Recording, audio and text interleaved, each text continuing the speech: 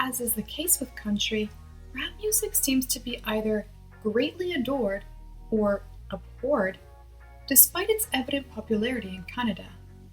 Not to mention the likes of Drake enjoying international success. I'll admit that I was once unfair to the genre. Like many people, especially those who are considerably older, I chalked it up to obnoxious vocals, annoyingly simplistic beats, and the same old anthems about the gangster lifestyle, which, when I think about it, is actually romanticized in much of today's library. It's no mystery then that the late Tupac Shakur, or just Tupac, who was known for pushing boundaries in conscious lyricism while also painting a portrait of oppressive behaviors toward and within minority communities, is considered one of the most influential rappers of all time.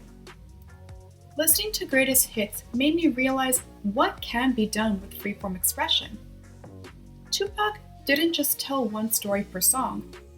He could go from supporting women in toxic relationships to neglected children in about 5 minutes.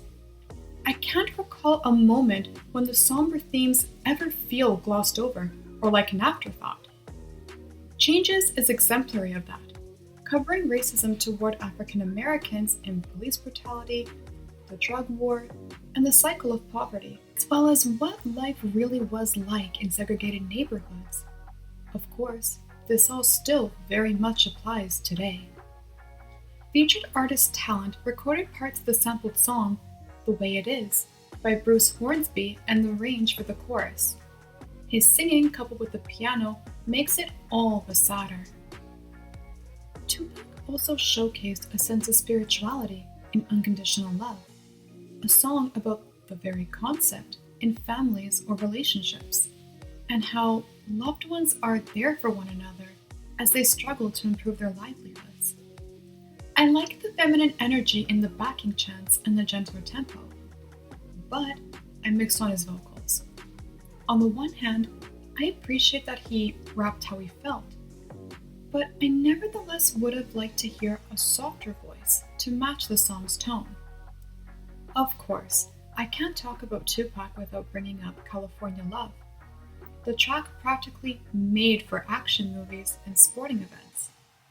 Tupac had never shied away from revealing his thoughts at any given time, so his fun party jams such as this come across as authentic and not obligatory commercial singles. Such a simple sample of the late Joe Cocker's Woman to Woman turns into the smoothest blend of subtones, syncopated rhythm, and harmonies with Dr. Dre and the late Roger Troutman.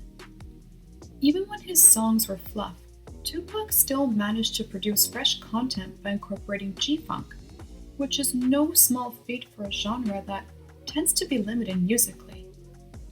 The sounds of R&B, soul, jazz, and New Jack Swing help balance out the focus on his raps and make for a relaxing listen. Having so many guest singers on the album also reduces the monotony. What stands out to me the most, however, is the pain in his own voice he had probably tried to hide with force. That's how you know the messages he conveyed to the world meant everything to him. As difficult as it is for me to say, I have to wonder if he would have made the same impact had he not experienced the things he did at such a young age. In his short life, Tupac's advocacy had been commended, though his criminal history had simultaneously subjected him to controversy. However, you can't deny his torch as a musician that continues to be carried by many talented rappers, including Nas, MIA, and Eminem, all of whom are no strangers to political statements in their music.